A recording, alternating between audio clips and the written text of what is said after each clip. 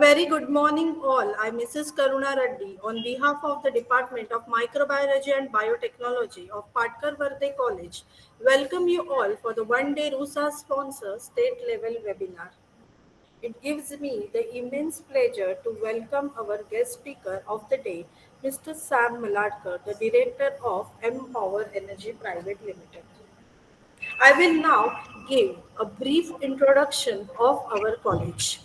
Chikitsak Samuha's Patkar-Varde College was established in 1964 in Mumbai's western suburbs.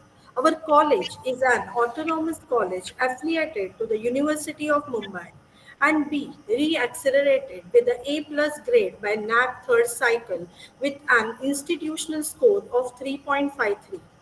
We have also received the Best College Award in 2016-17 from University of Mumbai and are a DPT Star College awardee. We have also obtained ISO 9001-2015 certification. Since its establishment, it has constantly worked towards the students and a society welfare by bettering its infrastructure. The college has grown steadily over the last 6 decades, and in keeping with the spirit of learning and growing through criticism, we have set high standards working continuously towards advanced goals. Our college offers a wide range of undergraduate, postgraduate, and PhD programs. In addition to the traditional programs, the college also offers the emerging need based programs like BSc in Biotechnology, Microbiology, Aviation, Computer Science, and Information Technology. BMS, BCom in Banking and Insurance, BCom in Accounting and Finance, MCom in Advanced Accountancy, MCom in Banking and Finance, and MCom in Business Management. A brief introduction about our department. A department of microbiology and biotechnology was established in the year 2006. The department has been organizing biofacet every year. Started in the academic year 2012 and 13, Biofacet is a stride taken by the department to provide a platform to the scholars, teachers, and experts from the various fields of the science and technology for academic interactions, elevation, and enrichment. It has also taken the initiatives in the helping students in extending their minds to diverse fields available in biological sciences. This year, we organized two national webinars, the fungal genomics and its implications, and sustainable agricultural through plant breeding, and one international webinar, advances in cancer research. And this is the fourth state level webinar in this series. We are extremely glad to organize this again, and this would have not been possible without your support and participation. Thank you, everyone. Today's session is on avenues and trends in the biofuel. It will provide the information on how biofuels can be beneficial and what are the recent trends in the biofuels, especially from algal sources. This session will provide a concise overview of the latest developments in the biofuel research.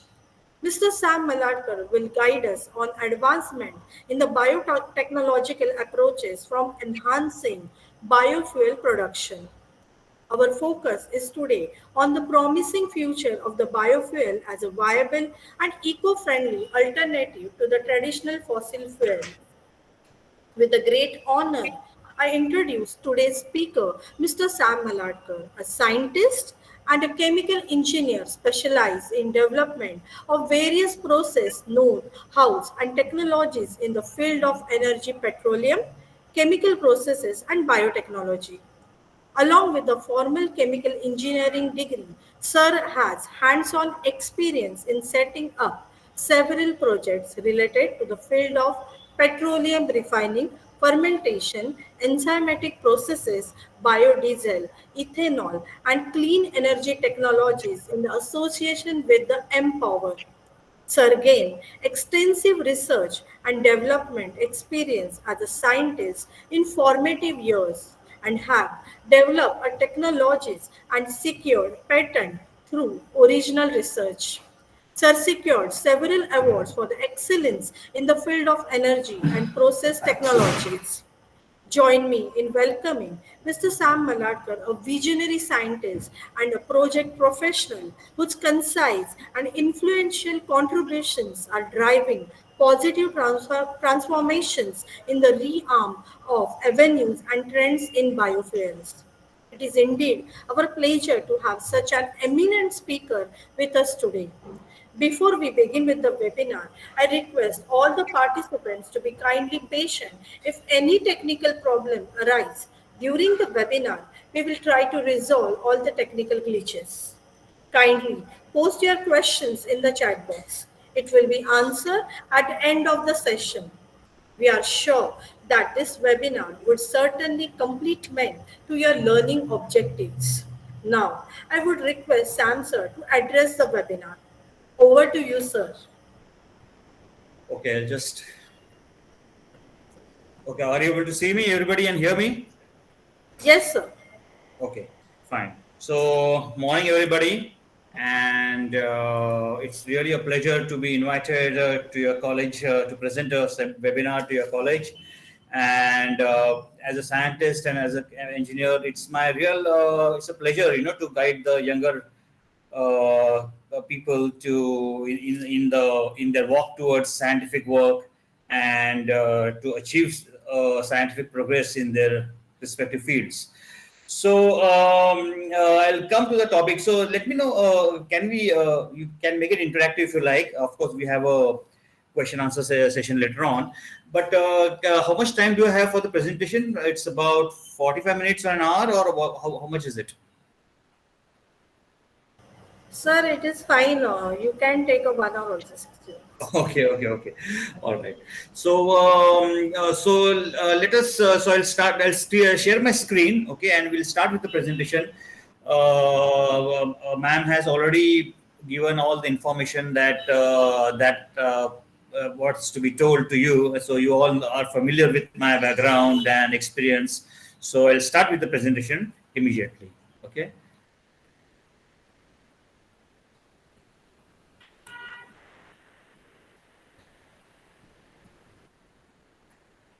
Okay. Are you able to see this screen, everybody? No, sir. Just a minute.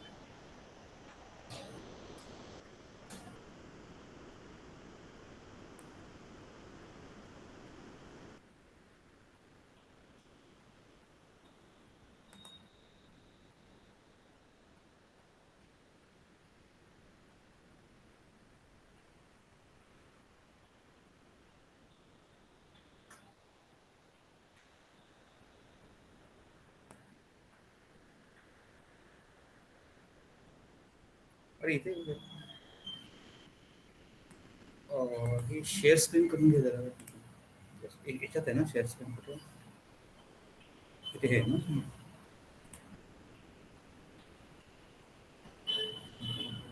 Entire screen share करते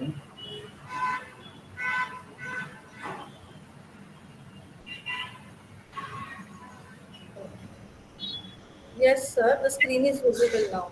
Okay. You can share the PPT. Yeah. So, are you able to see it now? Yes, sir. Yes, sir. Okay. Screen Just is visible now. Yes. okay. Yeah, the screen is visible. Yes, sir. The screen is visible. Super. Okay, fine. So let us. So our topic is avenues and trends in biofuels, as ma'am has already said, and I'm heading the research division in Mpower, research and projects division in Mpower. So I shall be presenting an overall techno-commercial perspective in this field. Okay, and so that you people will know what goes on in the industry. You already have maybe having some theoretical background in this subject, but it's very important and very pertinent for you to have an overall view of the what goes on in the industry. So let me come to the basics. As you all probably would be knowing, what are biofuels like? So they are nothing but fuels that are derived from biomasses. Okay, and a fuel whose energy is obtained through a process of biological carbon fixation, right? So, just a minute. Just start on. Okay. Yeah. So don't have to much elaborate on this because, as the name itself is very clear, anything that is made from biological origin. So let's look at the history of biofuels. See, it's the biofuels are nothing new. Okay. In fact, Rudolf Diesel. You're able to see the screen, no?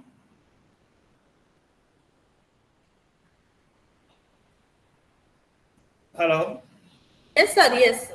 Yeah, and you got okay. You can see my pointer also, which I'm pointing Yes, out. sir. I can. Yes, we can see your pointer also. Okay, so Rudolf Diesel, the first inventor of diesel engine. Okay, so he basically made his diesel engine based on vegetable oil. Okay, and with the advent of petroleum refining, then it turned people started to adapt this diesel engine on petroleum biodiesel or petroleum diesel. Okay, obviously the engine was accordingly modified and made it suitable for the petroleum diesel. But then originally Rudolf Diesel invented it on vegetable oil. So it's obviously it's very clear that biofuels has always been there. In fact, if you see the prehistoric man, he lit his source of energy from wooden sticks or twigs. So that was also a kind of a biofuel for his own personal heat demands of heat, right? So obviously it's been always been around since a long time, and even Henry Ford designed the Model T to run on ethanol. And now, because of the shortage, not just a shortage of petroleum, but more importantly, because of the realization of the greenhouse gases and the global warming, we are now slowly turning towards biofuels again.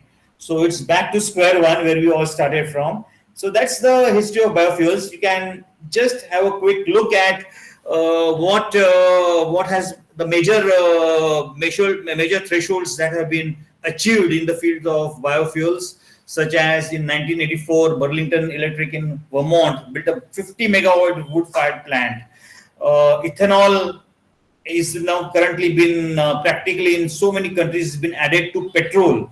So since 1988, in fact, Brazil here since 2000 has deregulated the ethanol market, and it's blending up to 20 to 25% of ethanol, with petrol. So it's a very rapid. There are a lot of advances in the use of biofuels all over the world, and if you look at the current trends, most gasoline and diesel fuels today are using blended biofuels. For example, in diesel you have to blend biodiesel, and in petrol you have to blend with ethanol. So that is the current trend that is being practically being used all over the world. Probably not so much in the Middle East, but obviously in all the rest of the countries, obviously Middle East, they are in a big way producers of petroleum, and maybe they are not so open towards usage of biofuels. But in the rest of the world, it's practically used everywhere. As you can see, biodiesel accounts for 3% of the German market and 0.15% of the US market. And about 1 billion gallons of biodiesel are produced annually. 1 gallon is about 3.78 liters. Okay. So the US and Brazil produce 87% of world's fuel ethanol, and the biodiesel is rapidly catching up to meet up with the diesel demand. So let's briefly run through the applications of biofuels. The number one application is obviously in transport vehicles, in buses, in cars, in trucks, wherever there are engines used, okay, be it petrol or be it diesel. In power generation, you can see that biodiesel can very well be used to the extent of 50% in a diesel generator, without any issues, without any modifications. We have also conducted experiments. In fact, as Mpower to tell you about I began my career with petroleum refining and petroleum fuels, but more than 10 years back, we went on to the manufacture of biodiesel, and Empower is the first company in India that has successfully started producing biodiesel in way back in 2004. Many people didn't even know what biodiesel was, but we conducted experiments with one of the leading manufacturers of diesel engines in Pune, and since then, we have been into our journey of biofuels quite successfully. So we conducted our experiments on this diesel generator, and we started with 25%, 30%, and we went up to 50% usage, and in fact we completely replaced it also successfully. So it was a very promising future for biodiesel. I'll come to the cons of the biodiesel a bit later on, but this is the positive aspect. Solid biomass, like, which is again a biofuel, the solid biofuel is currently being successfully used in these boilers in many industries today, where coal emissions are very high, and the MPCB or GPCB or so many pollution state boards have put a red flag on the use of coal. So because obviously for the emissions, but biobrigades are really successfully replacing the usage of coal. Just a minute. So let's come to so the most important factor in biofuels is the to understand. We are all people of science, so it's very important to study any subject very systematically. So we classify biofuels in various generations, okay? Because the most important crux, or the crux of the matter, or the success of biofuels would lie behind the feedstock, okay? So these generations, basically, so biofuels are classified in various generations: first, second, third. So I'll quickly look at let's have a look at the first generation of biofuels, okay, which is nothing but generations are based upon the source of the feedstocks, okay. So the first generation biofuels are nothing but conventional biofuels, which are based on conventional feedstocks, or such as sugar, starch, vegetable oils, which can also be used as food. Okay, so there's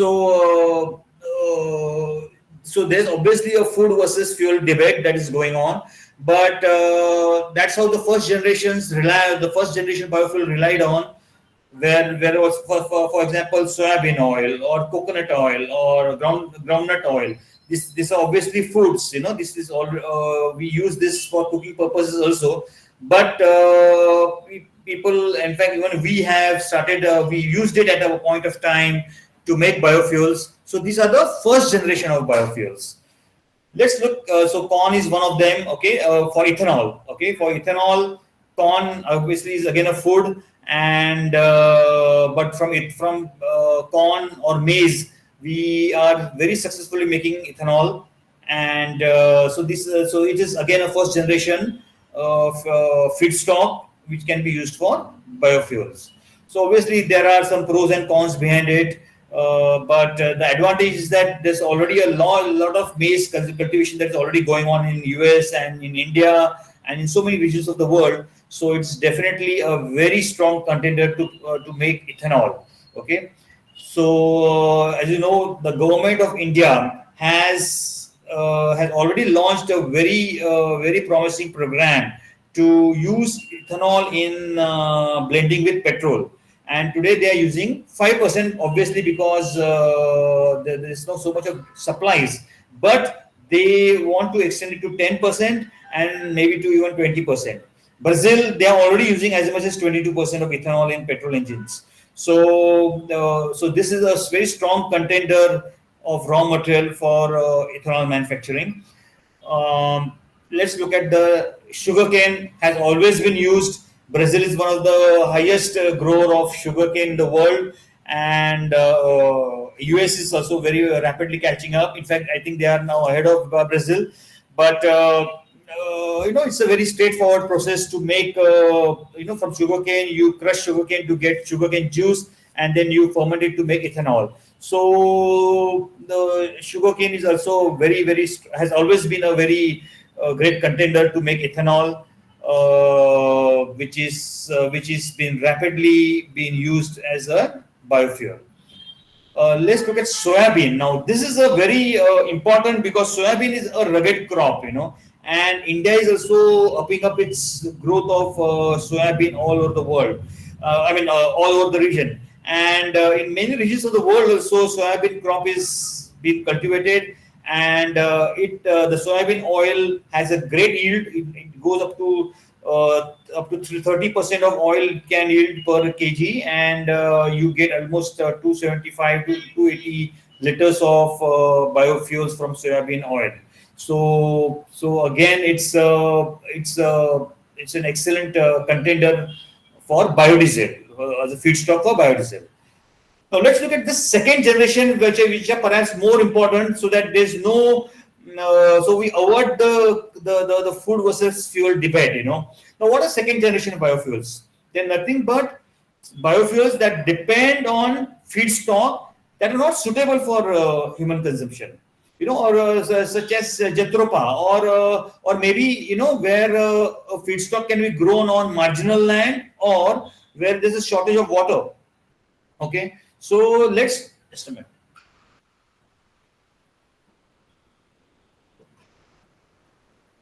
So let's look at second generation, and that's how we have also as a company are relying on second generation feedstocks for biofuels, and the government too is very much encouraging, but obviously there are challenges to be met. Let me come to one classic example of this particular crop called Jethrofa. All must have heard about Jethrofa. It was an excellent movement. In fact, we ourselves have had planted Jethrofa in our plots, in our company plots, and we have obtained Jethrofa seeds, and we have derived biodiesel from Jethrofa oil, and it was excellent. The yield was superb. We got almost 35% of the Jethrofa oil, 40% of Jethrofa oil, and from that we could make anything between 37 to 38% of biodiesel very successfully. Unfortunately, the government couldn't. In India, we had also had a 3,000 acre of plot, in one of the Konkan area, and but the government couldn't really come up with policies that could encourage us, to support us, to protect investments based on Jethropa, and so it has really taken a downslide, and today I don't think Jethropa is grown anywhere in India, or some regions in Africa where you get Jethrofa, but as such today it is termed as a failure crop, for as far as biofuel feedstock is concerned.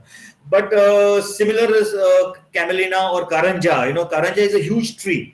Jethrofa grows to about 8 to 10 feet. It can be plucked by hand. But karanja is a huge tree, and the seeds of this karanja, are also an excellent source of feedstock for biofuels. So unfortunately, these are jungle mostly. They can be grown on marginal land or in jungles, and but still we are yet to see the light of the day. So this is a classic example of a second generation biofuel.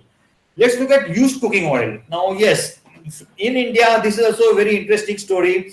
We have we developed a process on used cooking oil. We have challenges because it's obviously. I'll show you a picture, a sample of a used cooking oil.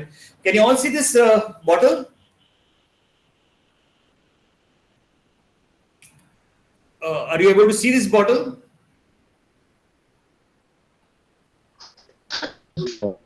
Yes, Yeah, can you see this?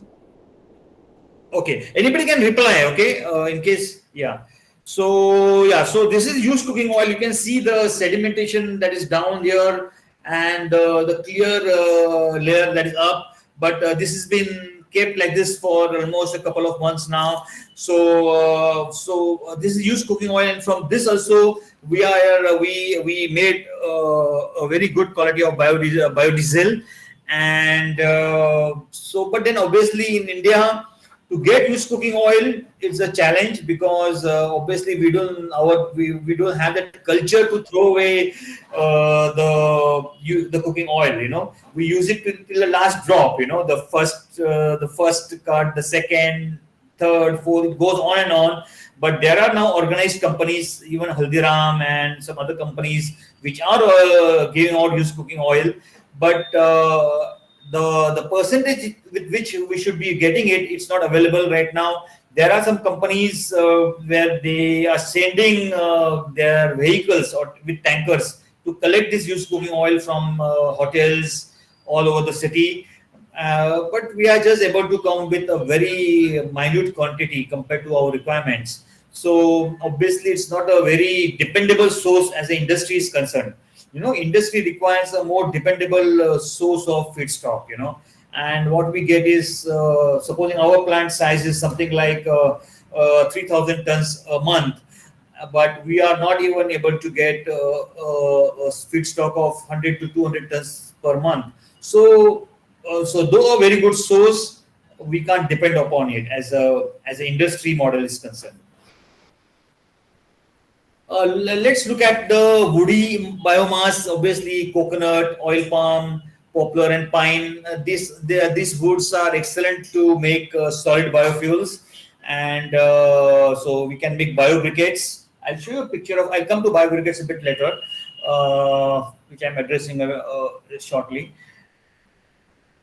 And obviously non-woody mass includes grasses. Okay, especially in US we have the switch grass, and from which you can make basically cellulose. Grass is cellulose, so cellulosic conversions using enzyme cellulase. Okay, so from which you can make ethanol. Okay, now this is again a very important source is municipal solid waste, like to make obviously biogas, from the municipal solid waste. A lot of projects are coming up. So though they are not as clean as solar and wind, but definitely the carbon footprint is much lower. And today there are a lot of biogas projects that have been encouraged, and they are coming up rapidly.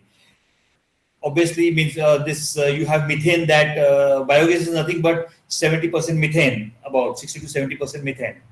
Now let's look at the country-wise feedstocks. Okay, so what are the country-wise feedstocks? Like like in United States, they are encouraging switchgrass, soybeans, corn. Brazil is obviously sugarcane. Europe is sugar beet and wheat. China, cassava and sorghum. Asia, a lot of palm oil, especially in countries like Indonesia, Malaysia, they are ample in palm oil. Even in India now, if you have heard of, they are encouraging palm oil cultivation in Assam. But in India, as such, our government has not really encouraged any cultivation for biofuels. So it's still to see the light of the day as far as biofuel industry is concerned. We still probably are grappling with food problems, and perhaps because of that, we have to turn our attention to biofuels. But without fuel, we cannot run day-to-day life. So India really needs to really to scale up its feedstock cultivation for biofuels. Obviously, recently you must have heard the use of bamboo that has been used for biofuel, but it has its own challenges. Bamboo is again cellulosic conversions, so it's not an easy process to attain. And I'll come to the technical part of it a bit later.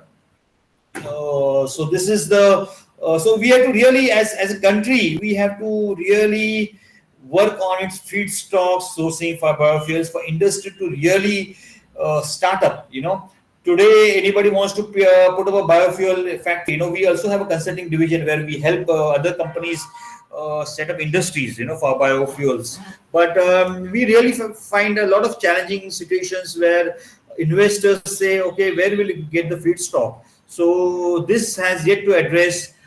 I'm soon planning to have an audience with Mr. Nitin Gadkari, who is very much who's majorly been our transportation minister, but he really is known to have encouraged biofuels.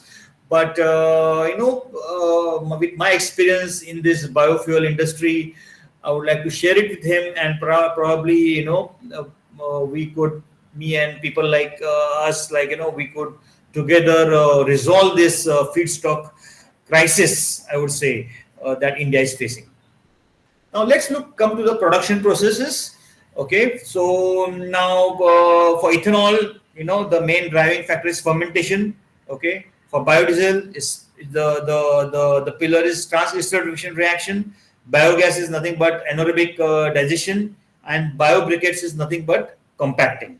Okay, so we are going to have a quick look at all four of these biofuels. This out of which two are liquid, one is gas, and the fourth one is solid biofuel. So perhaps in your undergraduate or postgraduate studies, you must have gone through these processes, but I'll quickly run through these processes. Ethanol is nothing but fermentation. Okay, so here we are showing this particular flow diagram is for ethanol from corn or maize. Okay, so you take maize. Okay, you pass it through a mill. Okay, for grinding and pulverizing. Put it in a slurry tank. Then there's a liquefaction reaction, and whereby you use enzymes such as alpha amylase. Of course, there's also acid hydrolysis route. So either you can turn to acid hydrolysis or you use an alpha amylase enzyme, and then you that is for the first 45 minutes, and then you go through the saccharification reaction. Okay, so which can go almost to 2 days sometimes, depending upon the conversion rate, and it can go from 12 hours to 2 days. So that is whereby we use an enzyme called alpha amyloglucosidase, and so after that you get sugars, in the form of glucose, and then you send it for fermentation. Okay, whereby you all must be familiar with Saccharomyces cerevisiae, where we use this yeast to make ethanol. And then obviously after fermentation is over, which can go up to 32 hours or so, the next step is obviously to separate ethanol through distillation and rectification columns, and then of course the purification step using molecular sieves, and then you get the proof, whatever proof, 95% proof, that is rectified spirit of ethanol. And from that you further send it for the rectification to make fuel alcohol, so which is nothing but 99.5% and onwards. Okay, that is absolute alcohol. Obviously for ENA, that is for potable alcohol, you send it through a different route, but we are right now talking about fuel, so I'll stick my conversion to the fuel alcohol, which is over 99.8% or 99.7% purity. So this is the reaction. This is the first reaction. Here we show from sugar, from glucose. Okay, if from sucrose you using an invertase enzyme, you come to glucose, and glucose fermentation with yeast is ethanol and carbon dioxide. So this is the process, and this is the reaction. And from starch is enzymatic conversion, as I explained to you earlier, using alpha amylase and glucoamylase or alpha amyloglucosidase to get glucose.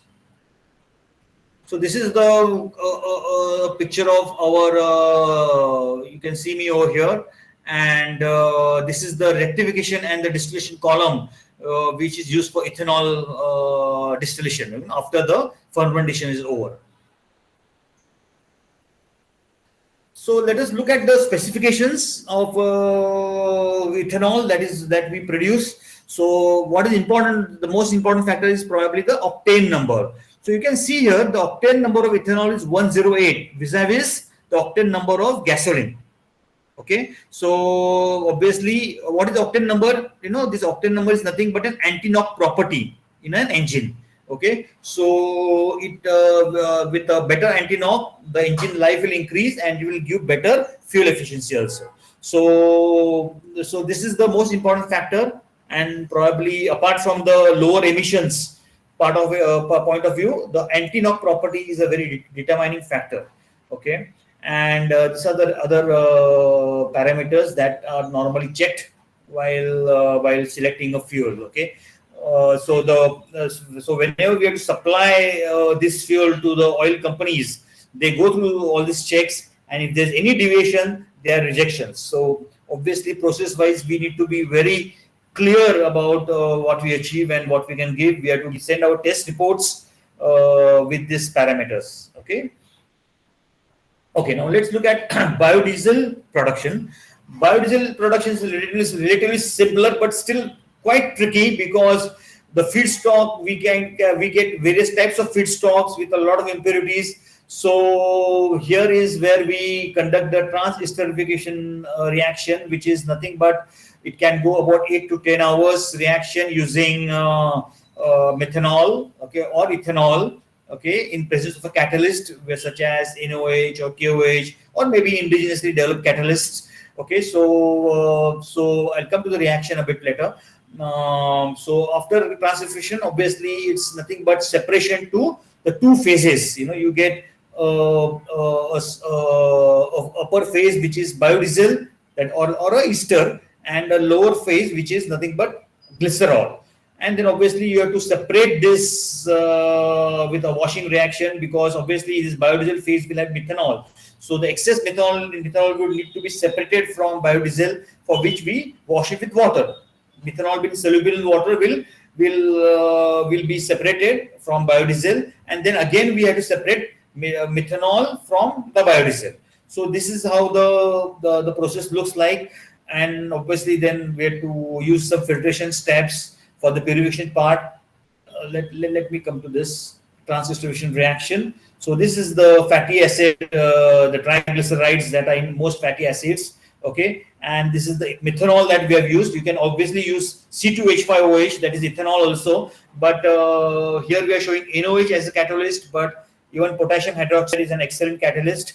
And so we get a mixture of fatty esters. Biodiesel is nothing but a fatty ester. Okay, and this is glycerin. Okay, and which we separate this two layers. Okay, so this is the trans-esterified reactor.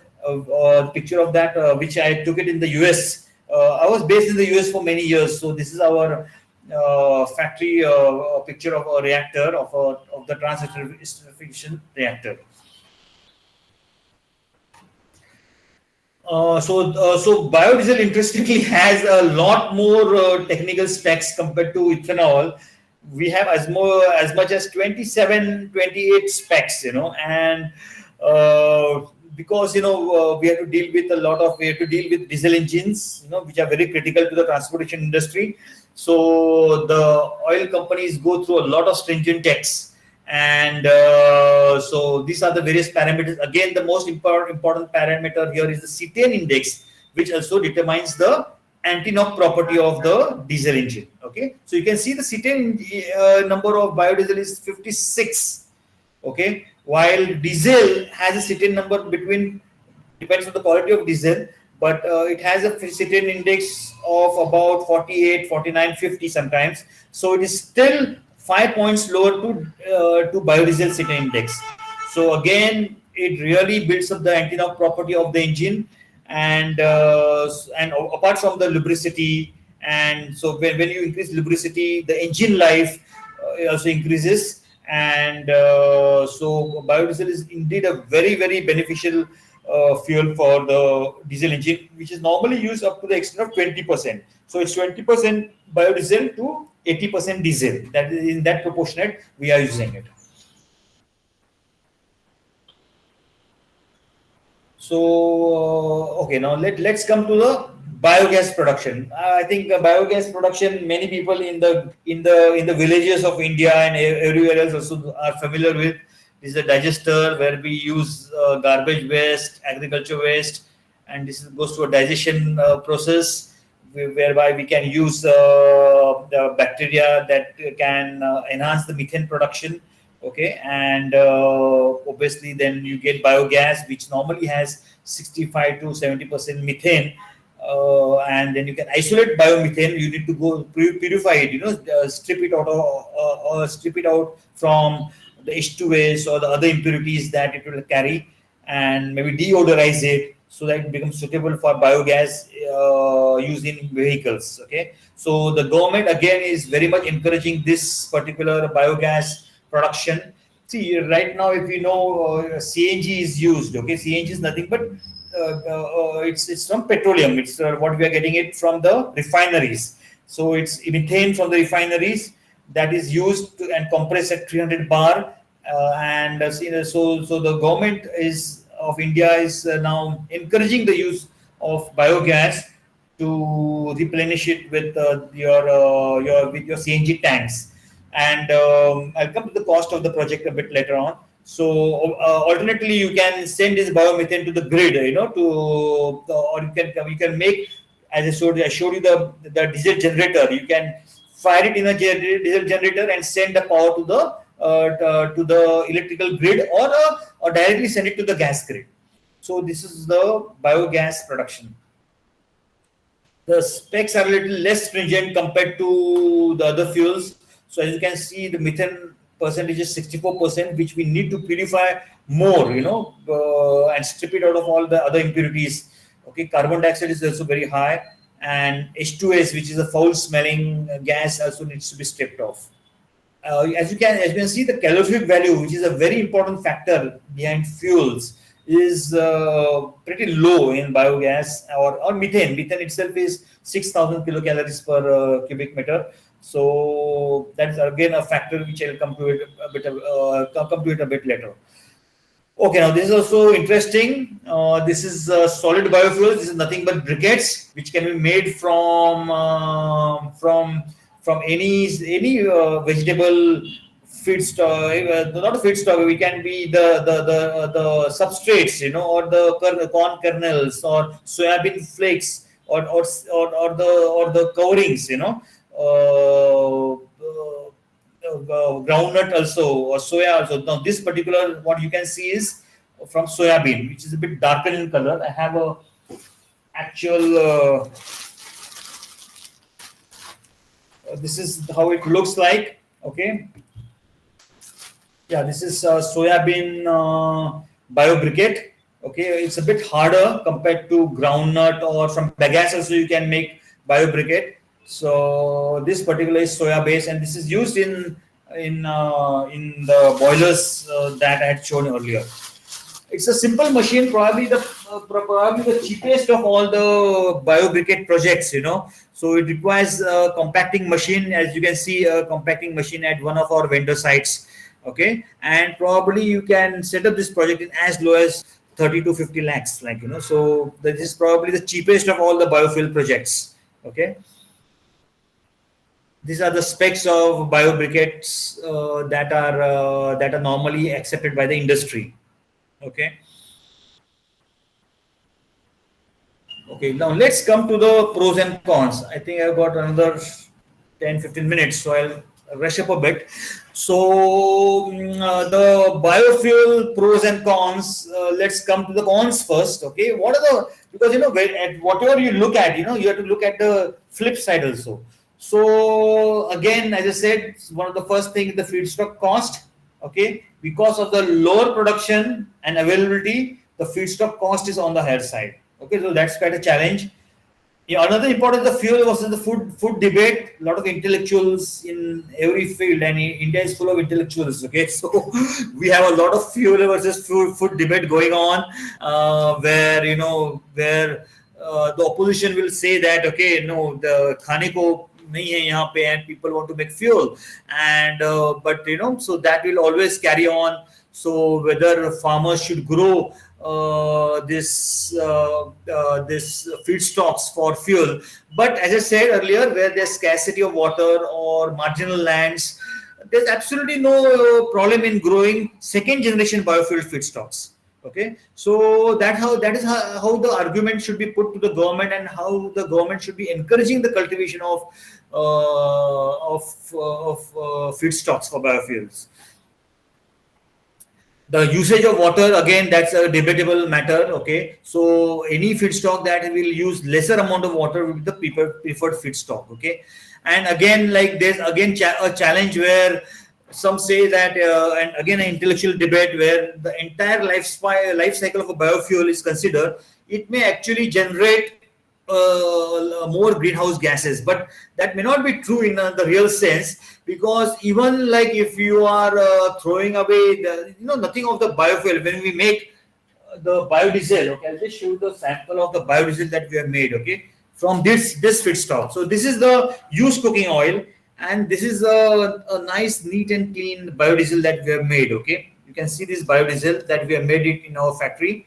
Okay, and so the whatever is remaining, the one part is used as glycerol, and the heavier part, especially the certain sludge, can be used as fertilizer also. So as such, nothing is thrown away, So there's no question of greenhouse gas emissions in that, in our process respect, at least. So there's less chance, but there are always intellectual thought processes that they who love to discuss things like that. Okay. Okay, again, the energy content of most biofuels is lower than the petroleum feedstocks. Okay, that we have to accept it. But yes, I mean, if petroleum biofuel diesel has a calorific value of 8,000, petroleum diesel will have a calorific value of 10,500. So obviously, more consumption will be there. But because of its better efficiency, as a better lubricity or a higher octane number, the net effect of consumption is not that there's no loss of in fuel efficiency, or no much fuel is used compared to the petroleum diesel or petroleum petrol. So in short, the fuel efficiency remains the same because of the higher cetane or octane number, the anti-knock properties, as well as better lubricity that biofuels offer. Okay, now let's look at the advantages. Now we'll come to the advantages. Obviously, biofuels are cleaner than fossil fuels.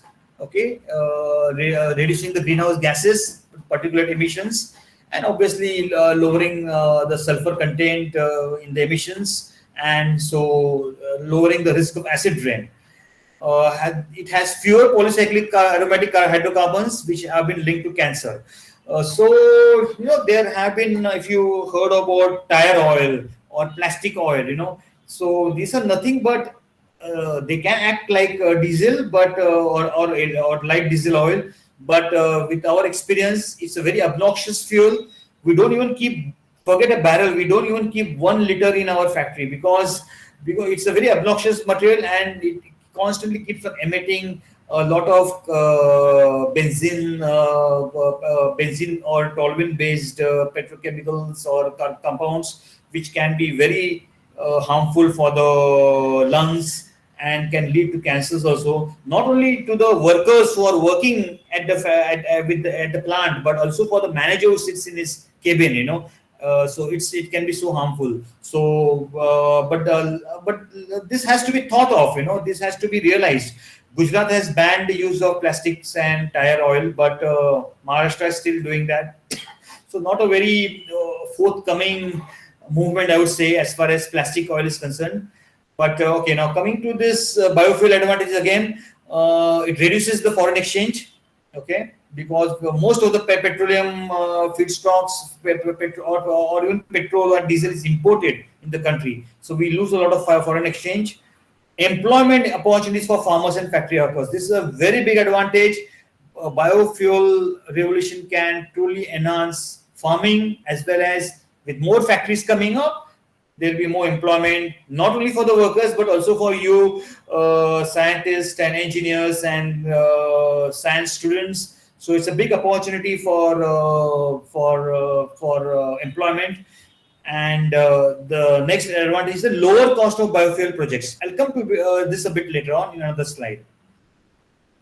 As I said, this is the lower carbon footprint. Now, yes, this is a renewable. It's again classified under renewable fuel, which is because we can replenish it year after year with sustainable farming practices.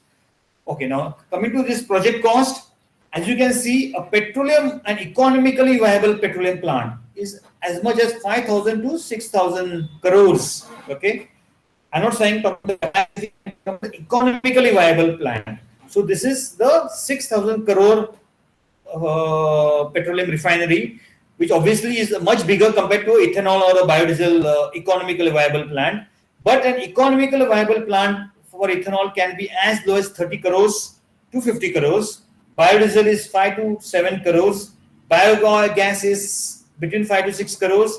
And biobriquettes is, as I said earlier, between 30 to 50 lakhs. So, which is probably the cheapest of any biofuel manufacturing facility is can be obtained at. So, any one of you who would like to have has entrepreneurial gist in them, would like to set up any of these projects, we can probably consider this. We can note down these figures and probably biofuel obviously is really we it has a very promising opportunities for entrepreneurs. And if any one of you are interested in, you can look at this and can probably approach us also for any help in setting up your plans. Okay, so now these are some of the major successes. Brazil, obviously, as I said earlier, is totally relying on ethanol. In fact, they have an engine called a flex fuel engine, which can totally run on 100% ethanol. So this is Brazil's success story. India, yes, the PSU oil sector in India has very successfully implemented ethanol blending program with petrol. They are doing the same with biodiesel also, but they are not able to meet up with the supply. Okay, but with ethanol, yes, they are just able to gather as much as 5% of ethanol for the petrol, and they are now issuing tenders. And you can, if you become entrepreneur and you get into ethanol manufacturing, this is a very promising business, I would say. And the PSC oil companies are really encouraging this. Germany, they have as much as 3,000 biodiesel plants, and so they have set up an excellent example for the rest of the world to emulate. So Germany is very much forthcoming in bio. Anything that is bio, Germans are very much buoyant about. They are very much they are very much feverish about. They really want to go green. Okay, so that's about it. And yeah, this is my contact details. If anybody would like to connect with us, this is not my direct contact, but you can, this is our office contact numbers and email IDs. You could write to us with your background, and you can seek any kind of help or any kind of clarification that you need in this aspect. Okay, this is one interesting thing that we have come up with, for which would be especially be beneficial for you students. This is we have established a separate DNMRC center. Okay, that is a research center under Mpower Energy, whereby we are training people to carry out research in the field of not only biofuels, in other chemical engineering and other fields also, but specifically in biotechnology. As you can see here, for biotechnology, we have laid a special emphasis. And so anybody is interested in being trained as a scientist or a researcher, you can probably take a screenshot of this, and you can approach us for any if you're interested to take up any of these courses. So the various courses that we run through, research and development course, process development, product development, operations, project engineering, testing and quality control. So you get trained in these specific areas. If you're interested in understanding patent and intellectual property, that there also we help you. So that's how you can look at it. So it's so eligibility is for graduate courses or postgraduates, or even for PhD students. So I just thought I'll share this with you. I hope I have been off in this. I think it's almost an hour. Yes, it's an hour exactly. It's 12 o'clock. This has been of interest to all of you. And if there are any questions, you can feel free to ask. I'll just now stop sharing this screen. Thank you so much, sir, for such an informative session. Now we will move towards the question answer round, which is there. So if any of the participants are having any questions, please do text them in the chat box so that sir can answer those questions.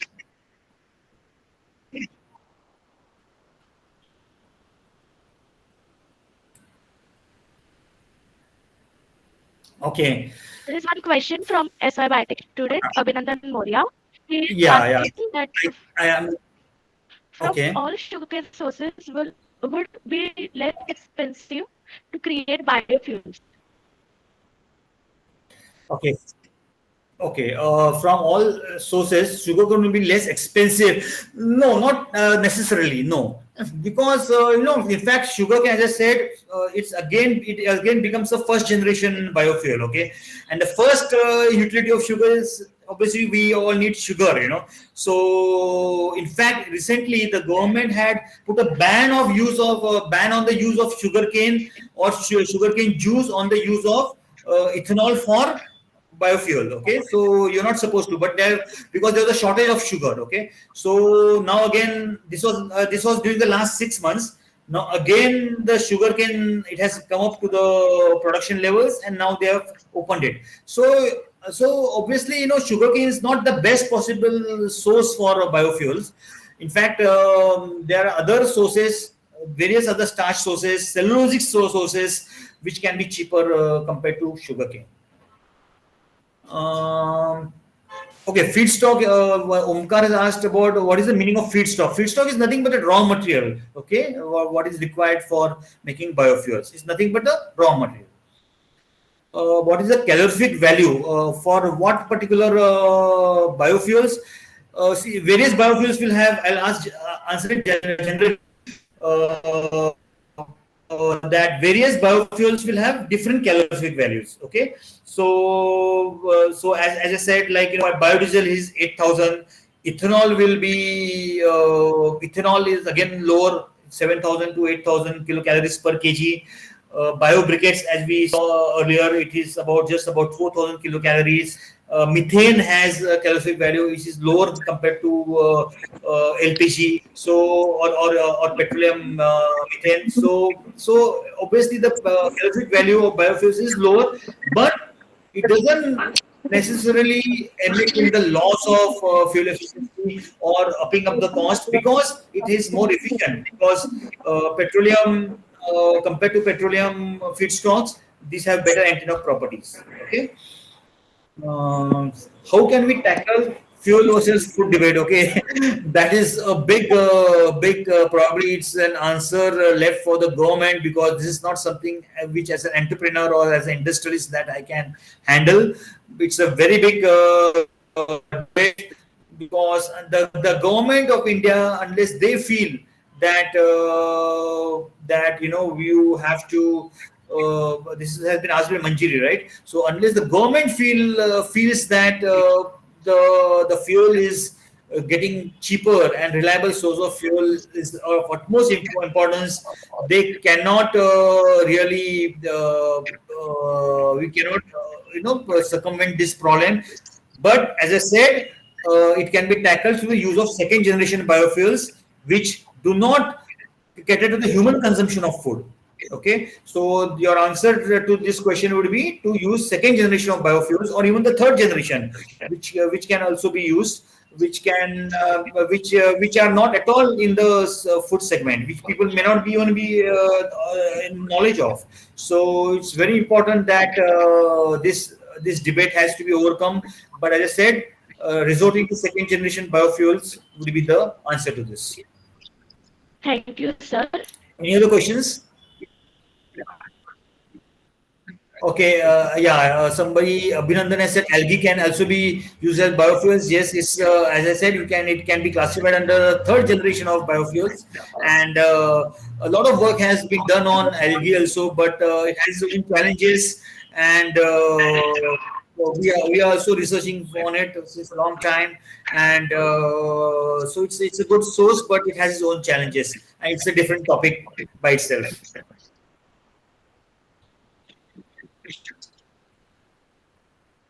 Any Any other other questions? participants wants to ask question?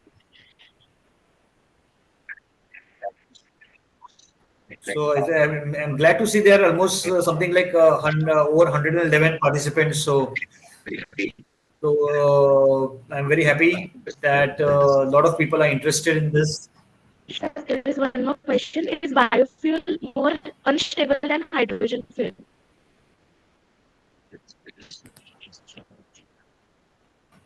Just wait, huh? Just a minute. Yeah, is biofuel more usable than hydrogen fuel? Okay. Now hydrogen again. Now this is also very important. I like this question a lot, and and before that I was on this third generation fuel by Akshay. So let me first address that, and then I'll come to Aditya's question. So this third generation is, see, as you go down the generation, as you go down the generation, if it's like, you are straying away from the foods, from the food chain. Okay, so the first generation is like sugar, corn. Okay, anything that is not used as in your cooking, or maybe as cooking oil, or as a food source. Okay, be it sugar or starch, whatever it be. That's the first generation. Second generation, as I said, Jatropha was also in the first generation earlier, but Jatropha oil is normally not used as cooking oil. Okay, it can be used as a massage oil. It has been earlier used as a lighting oil in earlier generations in the villages. So as you go away from the food chain, you go to the second generation. So the second generation, you come to the second generation, is you come a bit away. It can still be used, but yes, you cannot use it as a food source. But the second generation, as a classic example, is Jatropha oil, or maybe any food crop that can be grown where there's a shortage of rains, or marginal lands which are not suitable for cultivation. That becomes second generation. Third generation will be more tough, such as algae, so which is not easily obtainable. It has a lot of challenges. So as you go away, your generation changes. So that's how the generation is denoted by. Okay, somebody wants my contact details, so I'll just type it down over here.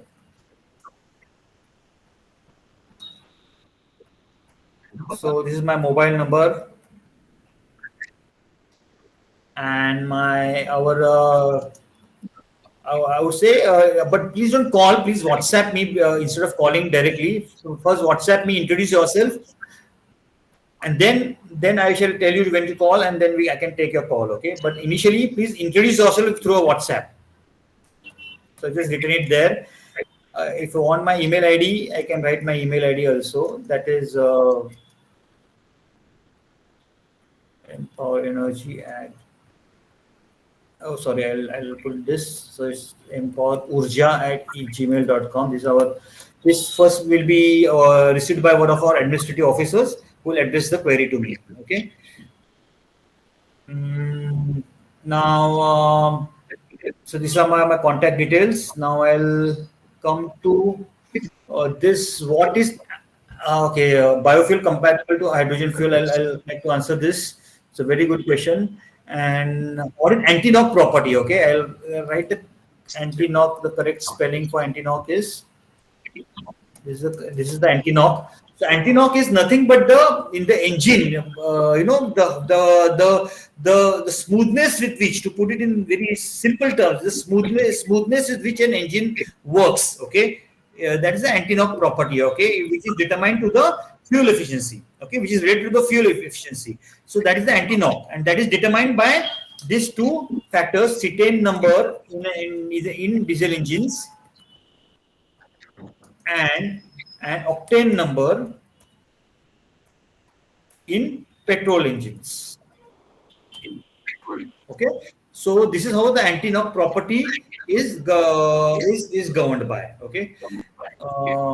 Now I will come to this question called: is biofuel compatible to hydrogen fuel?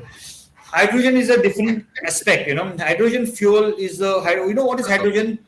Hydrogen is a very powerful fuel.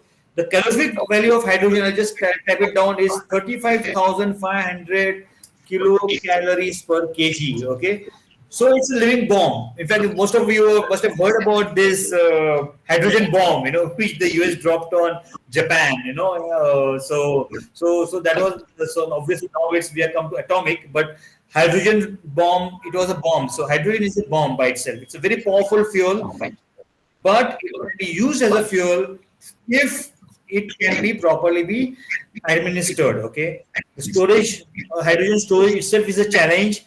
So it can't be blended with any biofuel or any other fuel. It has to be a standalone fuel. We cannot afford to have, in fact, I would say a hydrogen vehicle cannot afford to have a hybrid model like a petrol. For example, you have a CNG as well as a petrol model. In hydrogen also you can do that, but I would say it's risky because you are dealing with a bomb. The compression pressure of a hydrogen is very high compared to CNG itself has a compression pressure of 300 bar. In fact, earlier when CNG was launched, you had very bad accidents which blasted away cars into shreds. Hydrogen cylinder gets blasted, an entire the area or the entire zone can be blasted off. So it's a very risky matter, and a lot of work would have to be dealt with if hydrogen has to be engaged as a fuel. We are also researching in that aspect, but it's a separate laboratory we have to establish for that, and we are working on it because we can't have it in our laboratory over here because we are dealing with a highly risky fuel if we can use it. We have used hydrogen in various chemical reactions earlier, which I have been associated with. But as a fuel, if you see, it's a very risky fuel. Okay. Now, which are the agencies funding for biofuel production? Okay. I hope I'm not missing any of the questions. Which are the agencies funding biofuel production? Very good question. Very nice. Asked by Gaurav Thorat. See, you are, I would say for this, the best answer would be to contact us if you are thinking of getting into biofuel business. We have a separate projects division which will help you set up a biodiesel project or a biofuel, bioalcohol project or a biogas project. But there are agencies, the government has not really set up an agency as such. Maybe we have to approach banks. Okay, we have to prepare a project report and we have to then approach the bank. We should help you prepare the project report also, and we have to approach the bank. And the banks, now, yeah, for ethanol projects, the banks they have come up with a scheme, whereby they have given a dictum to the bank that you can take in 10% of funding. I'm just writing it down. Normally, you have to put a margin of 25%. But for biofuels, especially for ethanol, from 25, they have come to 10% of your own money. So you have to just put 10% of your money, and the rest 90% will be funded by the banks. And so this is an excellent opportunity for any one of you who would want to get into their own business or be an entrepreneur. And as I said earlier, we can help you become an entrepreneur right from starting to prepare the project report to setting up your plant. We are there to help you. So that's, in fact, Mpower is a manufacturing company, but we have set up a separate project division to encourage people to get into these businesses. Mm, what are some of the challenges faced by the biofuel industry in the current scenario? Yes, as I said, the primary challenge is the feedstock. The feedstock challenge is the prime most challenge. And so if we work on this feedstock, that's why we are looking at various feedstocks. And there are a lot of feedstocks that are still available which are not explored. So if we work on this feedstock challenge, I think that this is the single most challenge, I would say. But yes, for ethanol, feedstock is not much of a challenge because cellulose is also a very good source. So bamboo, as Mr. Gadkari has just very recently mentioned, it can be very suitably used for ethanol production through the cellulose route, and similar grass or soybean for oil. So a lot of feedstock. We have also ourselves developed some alternative feedstocks which we are talking to the government for cultivation. So a lot of feedstocks are being made available. And so if otherwise there's nothing like a biofuel. I would say it's the number one fuel. In fact, I would say that's how the fuel industry started in the first place. As we look at Rudolf Diesel, okay, it started with him. So in the early 1900s or in the late 19th century. So we started with biofuels. But then with the petroleum advent coming up and being a cheaper fuel with newer oil blocks being discovered on and on. So that took a back foot. But the oil companies, sometimes they also look at it from a negative angle, because for them, even replacing 10% or 20% of their own petrol, because they are looking for margins. So substituting even 10% or 20% in case of diesel is it's a real hit to them. It can be a hit to them, but they should not. They have to relook at their economics. How they relook at their economics is how it matters. So that is should not be a matter. The substitution of biofuel with petroleum feedstock should not be a matter. What is the single most challenge is the feedstock challenge. And we are able to, but for ethanol it's not so much for biogas, no, not so much for the briquette industry, but very much for the biodiesel. We can still have it. So, are there any factors that determine the commercial viability of biofuels? If any, yes, yes, these are all there. You are a very good question. This is a very good question. I would say, yeah, the most biofuel factors, as I said, the project cost is very low. Okay, so any biofuel project, if the feedstock is available, is definitely a commercially viable project. We in our project report we show how much of what is your bottom line, that is the profitability, and within 2 years you can have the payback. So within 2 years your investment can be recovered, and the government has opened very open, they have sent up open tender, they are encouraging, they are calling you, okay, why don't you fill up the tender, so the oil companies have really they are on very encouraging mode. So they are giving a good price also for biofuels. So it's definitely a commercial viable proposition. So as I said, the feedstock again becomes commercial viable. The project cost, the conversion cost, the labor cost, these are the various factors that determine the commercial viability. They are well within the utility cost. They're well within manageable levels, and we have been in the production of biofuels, be it ethanol, biodiesel, and I can say with a first-hand experience that these are all commercially viable projects. Thank you, sir, for your valuable insights on the questions which you asked. Uh, so with this, we'd like to end this session. So I'm Miss Nilangi Goyal, and on behalf of Patkar-Varde College and Department of Microbiology and Biotechnology, I am filled with gratitude and admiration for the remarkable journey we have undertaken together in this enlightening webinar on avenues and trends in biofuels. I would like to express my profound appreciation to our distinguished speaker, Mr. Sam Maladkar, who generously shared his expertise, insights, and breakthrough findings in understanding of biofuels and to find effective solutions.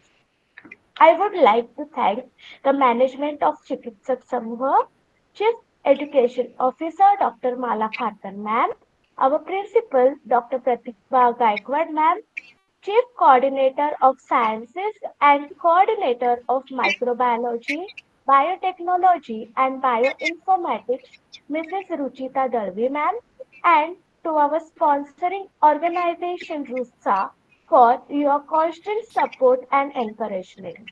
I extend my heartfelt thanks to each and every participant who has joined us, bringing with them a wealth of knowledge, diverse perspective, and unwavering dedication. Your presence here today underscores the collective determination to conquer one of the most formidable challenges of our time, biofuels. We acknowledge the dedicated individuals who worked diligently behind the scenes to ensure the success of this webinar. My gratitude goes out to the teachers who ensured the seamless execution of this event, allowing us to come together in a virtual space where ideas and knowledge flow freely. As we depart from this webinar, let us carry forth the torch of collaboration innovation, and empathy that has illuminated our discussions. The participants will receive their participation certificates through mail once they fill the feedback form, the link for which has been posted in the chat box. Please note the link will only be active for 30 minutes. In closing, I want to thank each of you once again for your unwavering dedication. Thank you. Thank you, sir, for your valuable insights on this topic. And if anybody has any doubt, you people can contact sir, as sir has given his phone number and email address in the chat box. So you can note it down and then you can personally contact sir as he has told you. Thank you so much, sir.